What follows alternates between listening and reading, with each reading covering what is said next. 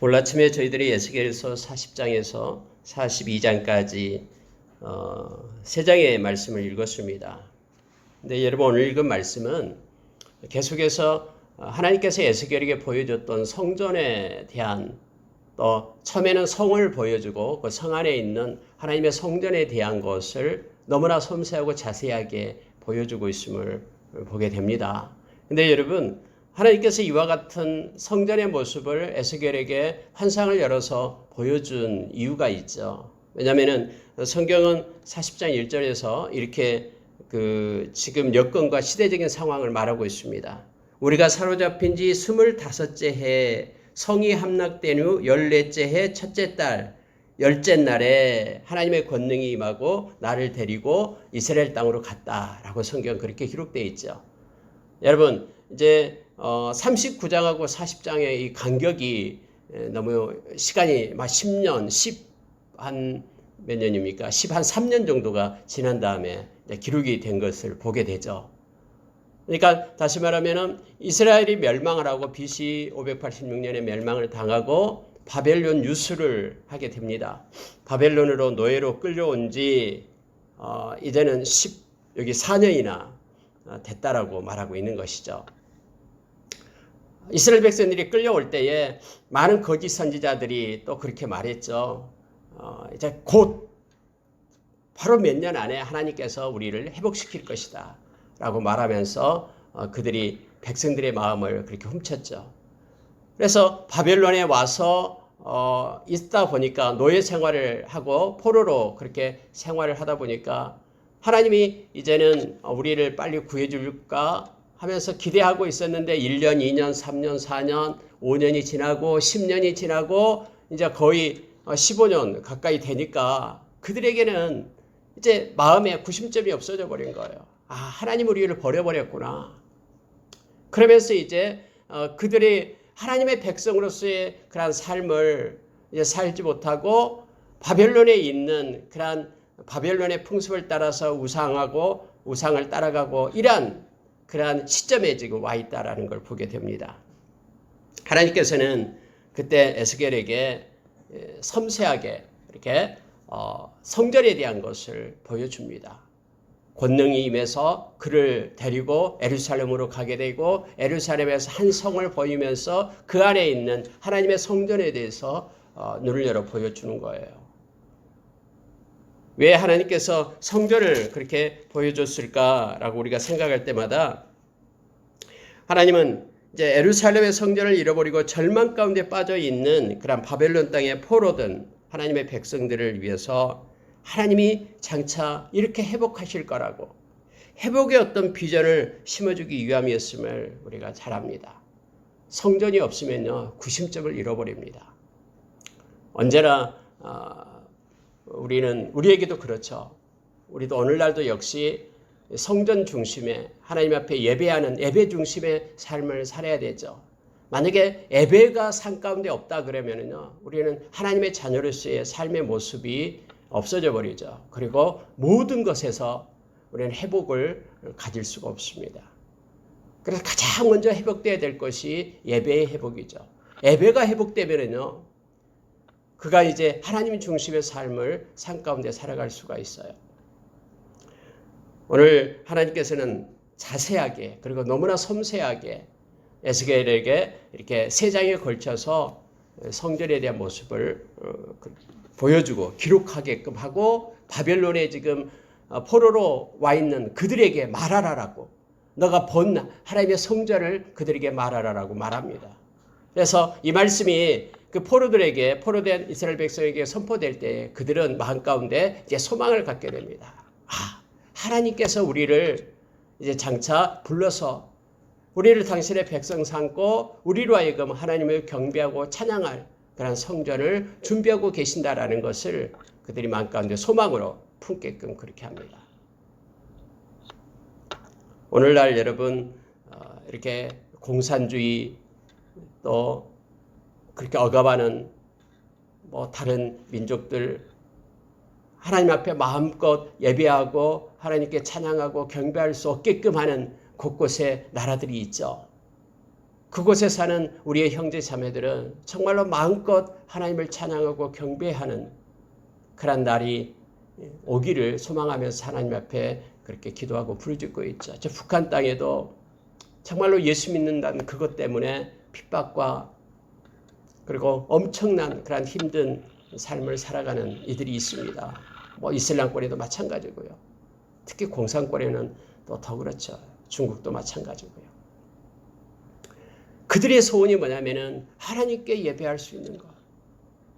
하나님 앞에 마음껏 나와서 예배할 수 있는 성전이 있는 것. 그것을 너무너무 기뻐하고 또 그것을 소망하고 있음을 우리는 너무나 잘 압니다. 여러분, 우리가 개혁주의다라고 말을 합니다. 그래서 종교개혁이 일어나고 우리가 성경으로 돌아가고 또 하나님의 은혜로 돌아가자. 또 믿음으로 돌아가자. 하나님께만 그분께만 영광을 돌리자 하면서 외치며 일어났던 사람들, 그들에게 개혁주의라고 얘기할 때에 개혁주의의 특징이 뭐냐면은 두 가지입니다. 하나님의 주권을 인정하자라는 것하고요. 또 우리는 완전한 타락한 이들이기 때문에 전적인 하나님의 은혜에 의해서 하나님의 은총에 의해서 우리가 구원을 받았다. 구원을 이루는 데는 우리의 어떤 힘도 우리가 거기에 보태는 것이 없어 전적인 하나님의 은혜로 나의 나 된 것이 하나님의 은혜다라고 고백하면서 나온 것이 이제 개혁주의죠. 그래서 개혁주의를 가지고 있는 리포먼드 처치에 속한 그러한 오늘날 복음주의 그리고 개혁주의, 더 폭넓은 것이 이제 복음주의라고 얘기를 합니다. 이들에게 있어서는 뭐냐면은 그래서 예배가 중심이 되는 거예요. 예배라는 것이 뭐냐면은 하나님이 나를 그렇게 구원해 주셨으니까 하나님은 찬양 받으셔야 되고 하나님은 영광 받으셔야 되고 우리가 하나님만을 높이고 경배하겠습니다. 그래서 하나님의 말씀은 변함이 없고 그 말씀에 의해서 우리가 구원받았기 때문에 영과 진리로 하나님께 예배하는 것이 가장 큰 우선이 됩니다. 감사가 하나님 앞에 감사로 예배드리는 것이 하나님의 은혜로 하나님의 주권에 의해서 내가 구원받았습니다. 라고 우리가 고백하는 그 교회가 바로 개혁주의라고 말을 합니다. 자, 여러분 말씀을 몇 군데 보겠습니다. 하나님이 그렇게 데리고 가서 성읍 형상 같은 것을 보여줍니다. 4절에 보니까요. 이제 거기에 녹같이 빛난 사람 하나가 있어서 가르쳐 주는데 3줄과 장대를 가지고 있어요. 근데 4절에 보니까 그 사람이 내게 이르되 인자야 내가 내게 보이는 그것을 눈으로 보고 귀로 들으며 네 마음으로 생각할지어다. 내가 이것을 내게 보이려고 이리로 데려왔나니 너는 본 것을 다 이스라엘 족속에게 전할지어다 하면서 하나님께서 에스겔에게 이렇게 말씀을 하고 있습니다. 세 가지 것이 나오는데요. 눈으로 보고 귀로 들으며 마음으로 생각하라 라고 말합니다. 여러분 이 말씀 보게 되면은 우리가 고린도전서 2장의 말씀이 생각이 나죠. 성령이 아니고서는 우리가 눈으로 볼 수 없고 귀로 들을 수 없고 마음으로 깨달을 수 없다라고 말합니다. 실제 하나님의 모든 것들은 성령께서 역사하지 않으면은요. 여기도 지금 성령께서 이 에스겔에게 지금 이렇게 환상을 열어서 가르쳐 주시는 것이죠. 우리가 눈으로 볼 수 없는 거예요. 하나님께서 그렇게 예비된 것들은 우리 눈으로, 우리 육신의 눈으로 보고 귀로 듣고 마음으로 깨달을 수 없다라고 얘기합니다. 그것은 반드시 성령님께서 개입하셔야지만이 하나님께서 우리를 위하여 준비되는 그러한 영적인 것들은 하나님이 우리로 하여금 성령께서 함께 하심으로 인하여 하나님의 그 깊은 마음을 통달하시는 그 성령님만이 우리의 눈을 열고 귀를 열고 마음을 열어서 우리가 보고 듣고 깨닫고 생각할 수 있게끔 하신다라고 말합니다. 그래서 하나님의 백성은 반드시 성령의 충만함과 또 성령의 인도하심을 받아야 된다라고 고린도전서 2장은 8절 이하에서 우리에게 말해줍니다. 세상 사람들은 이 성령이 필요가 없다라고 말합니다. 또 인정하지 않을 뿐만 아니라 필요도 없다라고 얘기를 하죠. 성경에서 그렇게 말하고 있는 것처럼요. 그러나 하나님의 백성은 반드시 성령의 충만함을 또 성령의 인도하심을 받아야 된다라고 성경은 계속해서 우리에게 가르쳐주고 있습니다. 그래서 늘 우리가 기도할 때 하나님 나의 눈을 열어서 하나님이 보여준 것을 보게 하십시오. 귀를 열어서 하나님의 세미한 음성을 듣게 하십시오. 그리고 마음을 열어서 마음이 새롭게 됨으로 변화를 받아서 하나님의 선하시고 온전하시고 기뻐하신 뜻을 분별하고 깨닫게 해주십시오. 이런 기도가 우리 가운데 늘 있기를 원합니다. 우리가 에베소서 5장에 보면은 성령 충만함을 받으라라고 우리에게 말씀을 하잖아요. 자세히 주의하여 살펴보고 약한 세대에서 그렇게 세월을 아끼는 성령께서 인도하심으로 인하여 그러한 지혜로 살 것을 요청을 합니다. 그리고 하나님의 뜻을 따라서 살 것을 요청을 하죠. 마음에는 하나님을 향한 찬미가 있고 삶 가운데는 하나님을 향한 감사가 넘치고 그리고 십자가의 은혜로 주님을 경외하면서 또 형제자매를 그렇게 존중하며 함께할 것을 성경은 성령의 인도하심 속에 그러한 일들을 하나님 백성이 할 것을 요청하고 있습니다. 가장 먼저 나온 게 여러분 이제 이 담이 나와요. 5절에 보니까 내가 본즉 집 바깥 사방으로 담이 있더라 해서 담이 나옵니다. 우리가 읽은 말씀 중에서 그 담에 대한 내용이 나오고 있는데요. 자, 42장 20절 마지막 절에 보면은 이렇게 되어 있죠. 그가 그같이 그 사방을 측량하니 그 사방 담 안마당의 길이가 500척이며 너비가 500척이라. 그 담은 거룩한 것과 속된 것을 구별하는 것이더라 라고 되어 있어요. 처음에 담으로부터 이제 시작해서 보여주고요. 마지막에 담에 대해서 말하고 이게 말씀을 마치는 걸 보게 됩니다. 그러니까 담은 거룩한 것과 속된 것을 구별한다라고 말합니다. 그래서 여러분 이 담은요 하나의 구분을 나타내고 있습니다. 이 원래 성전은 이 세상 속에서 이 성전이 있을 때 이 담을 통해서 구분을 하죠. 하나님께서 모세에게 이 성막을 줄 때도 역시 성막을 성막 둘레를 그렇게 치게끔 하죠. 속된 것과 거룩한 것을 구별하게끔 합니다. 원래 거룩이라는 단어가 구분이라는 뜻이 됩니다. 오늘날 하나님 앞에서 예배하는 예배자로서 사는 사람들은 하나님께 속한 거룩한 무리들, 성도라고 얘기합니다. 이것은 구분되었다라고 말합니다. 비록 이 악한 세상에 살지만은 악한 세상에 속하지 않는 하나님께 속한 자로 구분된 그게 상징적인 것이 바로 이 성전임을 알게 합니다. 그래서 우리가 세상 사람과 구분된 게 뭡니까? 하나님께 예배자로 선 거예요. 하나님이 택해서 부름받은 자로 세운 것이 뭐냐면은 하나님의 찬송이 되기 위하여 우리를 불렀다라고 말하죠. 그래서 하나님의 백성이 예배가 없다 그러면은 그런 거룩한 무리가 아니다라는 걸 알게 됩니다. 이 담을 통해서 거룩한 것과 속된 것을 구분하라라고 말하고 있죠.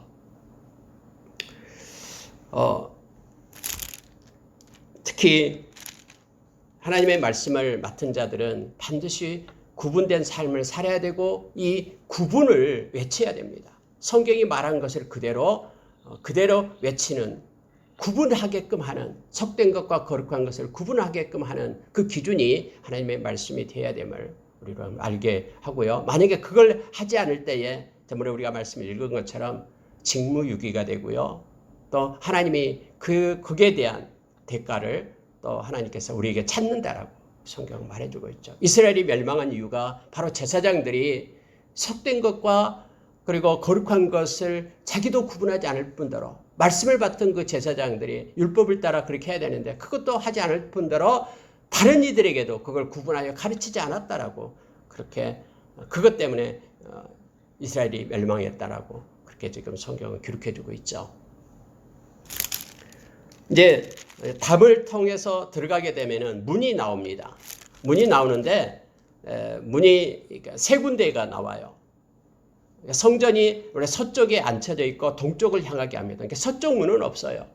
앞에가 동쪽 문이고 옆에 이제 북쪽 문, 남쪽 문이 이렇게 나오게 되고 들어가면 이제 바깥들이 있죠. 담을 통해 들어가면 바깥들이 있고 문이 이렇게 세 군데 있고 안쪽으로 들어가면 또 안뜰이 있고 이렇게 구분을 해서 나타나고 있음을 보게 됩니다.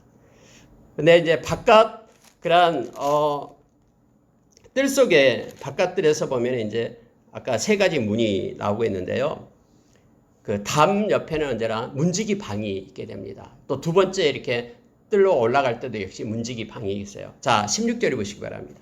문지기 방에는 각각 닫힌 창이 있고 문 안 좌우편에 있는 벽 사이에도 창이 있고 그 현관도 그러하고 그 창은 안 좌우편으로 벌려 있으며 강문 벽 위에는 종려나무를 새겼더라.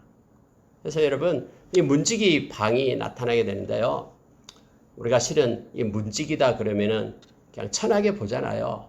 근데 여러분 성경에서는 이 문지기가요 하나님의 일을 하는 사역자죠.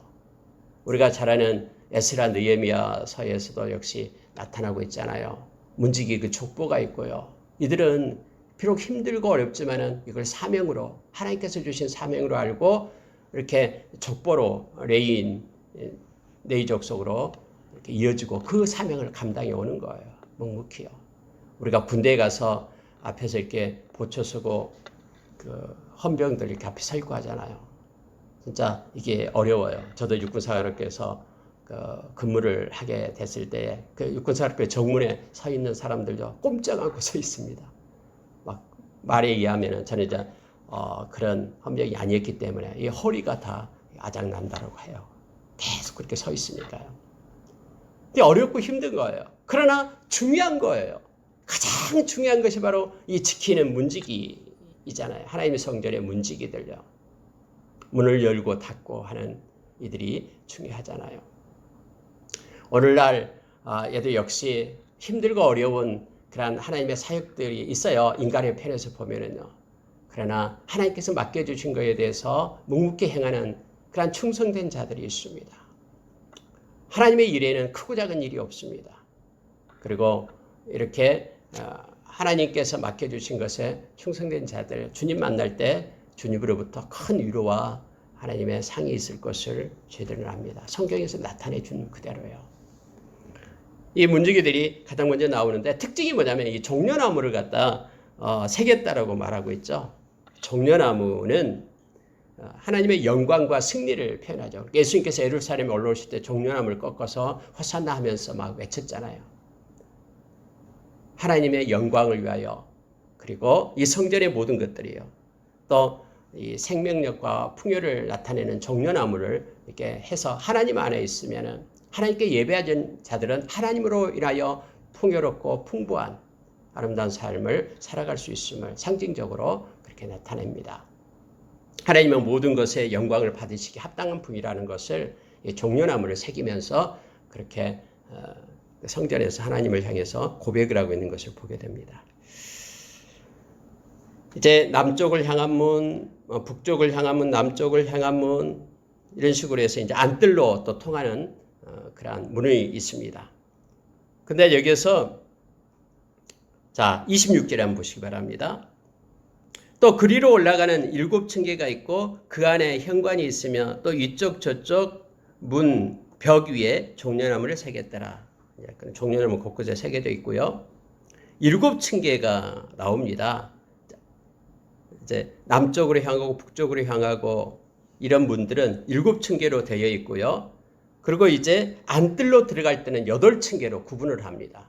안뜰에서는 8층계로 되어 있죠. 자, 31절 보니까 현관이 바깥뜰로 향하였고 그 문 벽 위에도 종려나무를 새겼으며 그 문간으로 올라가는 8층계가 있다라 해서 올라가는 쪽은 8층계로 해서 동일하게 구분이 되고 있어요. 성전 바깥뜰과 연결된 문은 아까 3개가 있는데 그걸 들어가면 이제 안쪽으로 향한 문 거기에 층계는 8개로 되어 있으면 보게 됩니다. 근데 모두가 다 종려나무로 기록되어 있습니다. 이렇게 말씀으로 이렇게 풀이내어 놓으니까 참 머릿속에 잘 안 들어오죠. 딱 그림이 딱 있고 해서 측량 설계도가 있으면 딱 될 텐데 이것을 풀어서 지금 말씀을 해놨기 때문에 그렇습니다. 뭐 우리가 그건 몇 척이고 이게 중요한 건 아니고요. 그렇게 섬세하고 세밀하게 하나님께서는 에스겔에게 보여줬다라는 거예요. 이것은 하나님께서 하나님의 백성, 비록 포로로 있지만은 장차 하나님을 섬기는 예배를 너희들에게 허락하겠다라는, 그래서 흔들리지 말고 하나님의 백성으로서의 삶을 살 것을 하나님께서 바벨론 포로들에게 그렇게 말하고 있음을 보게 됩니다. 39절로 갈게요. 금은 현관에 이쪽에 상 둘이 있고 저쪽에 상 둘이 있으니 그 위에서 번제와 속죄제와 속건제의 희생 제물을 잡게 할 것이며 해서 이제 안뜰에 있는 그런 부속 건물들을 나타내는데 상 둘씩을 나와서 하나님께 진짜 예배드리는 번제와 속죄와 속건제 이러한 상들을 그곳에 놓고 보게끔 합니다. 44절을 보니까는 안문 밖에 있는 안뜰에는 노래하는 자의 방 둘이 있고, 이제 안뜰 밖에는 하나님께 노래하는 자들도요, 그 성전에 거주했습니다. 우리가 성경에 보면은, 그래서 그곳에서 하나님을 찬양하고 또 노래를 짓고 하는 일들을 하게 됩니다. 문지기가 하나님 앞에 그렇게 충성들에게 있듯이 노래하는 자들도요, 이걸 사명으로 알아야 됩니다.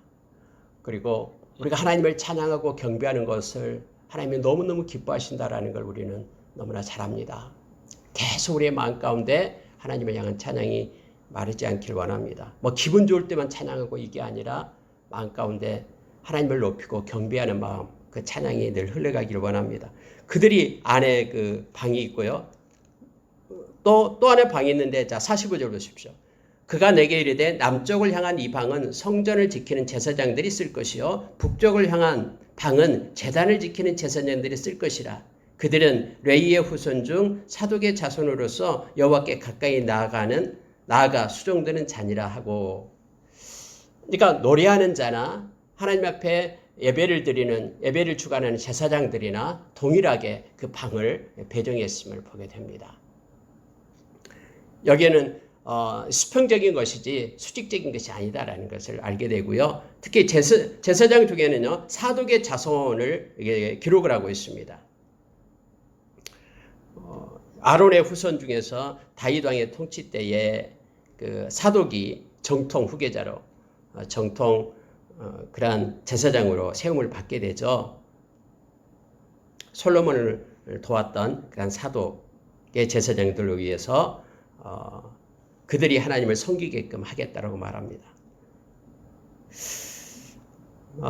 그때 그 아비아달이 있었죠. 아비아달이 있었는데 솔로몬에 의해서 그가 파면을 당하게 됩니다. 그리고 사독만 유일한 대제사장으로 인정을 받게 되고, 이처럼 해서 변치 않고 신실한 다윗 왕조가 이 사독의 제사장으로 해서 세워지게 되는 것이죠. 다음에 예수님이 오실 때도 역시 그 제사장 계열이 다 사독 계열 제사장들입니다. 그 AD 70년에 로마에 의해서 예루살렘 그 성전이 파괴되고 또 멸망당할 때까지 그 사독 후계의 제사장들로 인하여 하나님 앞에 그런 그 제사의 사역을, 하나님 앞에 예배의 사역을 감당하게끔 그렇게 했죠. 여러분 41장으로 내려가면은요, 이제 성소와 지성소에 대한 내용이 나오는데요. 여기에서는 이제 그 내소와 외소라는 표현을 써서 나타냅니다. 자, 2절 한번 보시기 바랍니다. 금은 통로의 너비는 10척이요 문 통로 이쪽 벽의 너비는 5척이요 저쪽 벽의 너비는 5척이며 그가 성소를 측량하니 길이는 40척이요 그 너비는 20척이며, 이제 안쪽 성전으로 들어가서 성소를 측량을 합니다. 자, 4절 보십시오. 그가 내전을 측량하니 길이는 20척이요 너비는 20척이라. 그가 내게 이르되 이는 지성소니라 라고 말하죠. 이건 똑같아요. 그 성전하고 실제적으로요. 그러니까 지성소는 정사각형으로 20척으로 해서 나타내게 되고요. 앞에 성소는 이제 그 외소가 되는데요. 40척, 20척 해서 그 길이가 직사각형으로 2대1로 그렇게 나타내주고 있습니다. 이것은 성막도 똑같고요. 또 솔로몬 성전도 그 규모가, 그 크기가 똑같습니다. 그런데 이제 벽에 대해서를 나타낼 때는 18절에 보십시오. 널판제에는 그룹들과 종려나무를 새겼는데 두 그룹 사이에 종려나무 한 그루가 있으며 각 그룹에 두 얼굴이 있으니 하나는 사람의 얼굴이라. 이쪽 종려나무를 향하였고 하나는 어린 사자의 얼굴이라. 저쪽 종려나무를 향하였으며 온 성전 사방이 다 그러하여 해서 성전 안에 그 벽에 이 종려나무가 그려지고 그룹들이 그려지고 있다라고 말합니다. 근데 그룹의 얼굴을 사람의 얼굴과 사제의 얼굴, 어린 그런 사제의 얼굴을 그렸다라고 독특하게 이게 그 에스겔에 나타난 성전의 모습을 이렇게 기록해주고 있습니다. 이 그룹이다라고 얘기할 때는 천사를 나타내고 있습니다. 그러니까 하나님을 섬기고 찬양하고 거룩한 것들을 지키는 역할을 하는 그러한 모습을 벽에다 그려놓고 이곳은 하나님이 임재하는 곳이니까 마치 천상의 하나님의 보좌처럼 그곳에서 상징적으로 하나님이 계시고 하나님이 통치하시고 또 하나님께서 항상 그곳에서 찬양한 자들에게 함께 하신다라는 표시로 이런 벽에 이런 그룹들과 종려나무를 그렸음을 보게 합니다. 근데 솔로몬의 성전과 다른 점이 있습니다. 우리가 성전에 들어가면은 떡상이 있고 그리고 맞은편에 등대가 있었죠. 그리고 지성소와 성소 사이에 그 휘장 앞에 분향대가 있었는데 그러한 것들은 지금 여기에 나타나 있지 않습니다.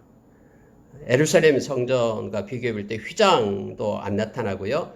아까 그 떡상 그리고 등대 또 언약궤의 모습도 여기에서는 기록이 되어 있지 않음을 보게 됩니다.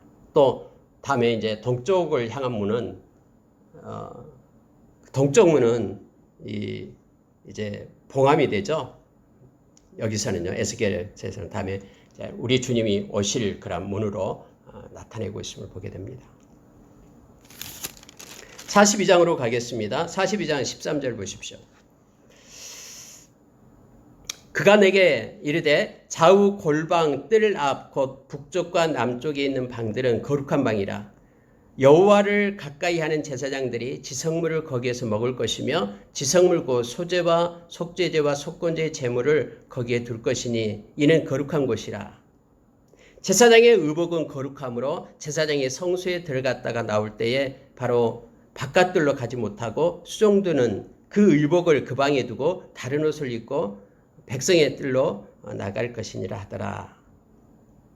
해서 그 거룩한 방, 제사장들이 쓰는 곳, 지성물을 놓고 거기서 먹고 또 하나님께 제사를 드리는 그런 소제물들 이런 것들을 둘 거룩한 곳이다라고 구분해서 성경 말하고 있고요. 만약에 제사장들이 그곳에서 바깥으로 나갈 때는 그냥 그 옷을 입고 나가면 안 되고 거기서 벗어놓고 다른 옷을 입고 또 들어올 때도 역시 다른 옷을 입고 구분해서 그렇게 행할 것을 성경은 말해주고 있습니다. 성경은 제사장의 의복이 거룩하다라고 말을 합니다. 하나님께 예배자들은 반드시 정해진 옷을 입고 이 제사장들은 제사장의 옷을 입고 들어가야 되죠. 아무 옷이나 입고 들어가서 하나님 앞에 제사를 드릴 수가 없습니다. 특히 오늘날 하나님의 백성이 의복이 눈에 보이는 의복을 얘기하는 건 아니죠. 오늘날 하나님은 하나님의 백성은 거룩한 옷을 입어야 된다라고 말합니다. 땅의 지체의 옷을 벗어내고 하늘의 것, 하나님이 주신 옷을 입고 살아가는 이들이 하나님의 백성이다라고 골로새서 3장 5절부터 12절 그 이하의 말씀까지 쭉 연결해 주고 있습니다. 특히 골로새서 3장 12절에서는 하나님께서는 우리로 하여금 하나님의 긍휼과 자비의 옷을 입기를 원하십니다. 하나님의 긍휼과 자비가 우리의 마음 가운데 있고 그 마음을 가지고 살아가는 것이 곧 그게 경건이다라고 유세베이야 경건이다라고 야고보서 1장에서는 우리에게 가르쳐주고 있죠. 그리고 예수 그리스도의 그런 성품을 나타내는 예수 그리스도의 성품이 우리의 인격이 되기를 원하는 이들이 예수님의 제자들이잖아요. 온유와 겸손의 옷을 입을 것을 우리에게 가르쳐줍니다. 그래서 온유라 그러면은 하나님의 말씀에 길들여진 말씀을 따라 사는 사람들 겸손 주님께서 십자가에서 그렇게 죽으시기까지 복종하시기까지 그렇게 겸손했던 그 겸손을 가지고 그 옷을 입고 살 것을 그 인격으로 살 것을 요청해 주고 있죠. 또 오래 참음의 옷을 입으라라고 우리에게 말씀해 주고 있습니다. 그래서 긍휼과 자비 온유와 겸손, 오래 참음의 옷을 입을 것을 요청해 주고 있죠. 이것이 거룩함의 그런 모습이고 또 제사장, 거룩한 제사장의 옷을 입은 그런 오늘날의 모습임을 우리 말씀을 통해서 보게 됩니다. 아까 우리가 읽었던 20절 보고 마치겠습니다. 그가 이같이 그 사방을 측량하니 그 사방 담 안마당의 길이가 500척이며 너비가 500척이라. 그 담은 거룩한 것과 속된 것을 구별하는 것이더라 라고 하면서 이제 성전의 그 규모나 또 측량하는 것을 마칩니다. 그리고 이제 43장에서는 하나님께서 이제 하나님의 영광이 그곳에 나타나고 하나님이 직접 그곳에 들어가시는 모습을 이제 보여주게 되는데요. 거룩이 문제입니다. 우리가 가정은 거룩해야 되고요. 하나님의 백성은 이 땅에서 거룩과의 싸움입니다. 결국 우리는 하나님께서 하나님의 백성을 이 땅을 통해서 연단시키고 새롭게 하시는데 그것이 바로 거룩입니다. 때로는 고난을 주고 때로는 하나님께서 예비한 것들을 보고 또 그것을 누리게끔 하심으로 인하여 하나님의 온전한 백성으로 세워가는 것, 거룩한 백성으로 세우는 것입니다. 그래서 점점 우리가 거룩해질 수 있는 것은 두 가지다 그랬죠. 성경에서 디모데전서 4장 5절의 말씀처럼 말씀과 기도로 우리가 거룩한 하나님의 백성으로 세워지게 되고 또 말씀과 기도로 우리가 하나님 앞에 예배자로 서게 되는 것이죠. 원래 이렇게 영과 진리로라는 표현이요. 영은 성령을 나타내고 진리는 말씀을 나타내고 있죠. 우리가 성령의 기도로 또 성령의 인도하심을 받고 그리고 말씀을 따라 사는 것이 이 땅에서 거룩한 자의 모습이고 그렇게 하나님의 백성으로 점점 세워져 가고 하나님은 그렇게 우리를 인도하시고 계심을 봅니다. 그래서 히브리서 12장에도 역시 동일하게 우리에게 하나님이 책망하신 이유가 우리로 하여금 거룩하게 하기 위하여라고 1차적으로 그렇게 말씀해주고 또 그 거룩함의 열매가 의와 평강이다라고 우리에게 가르쳐주고 있습니다.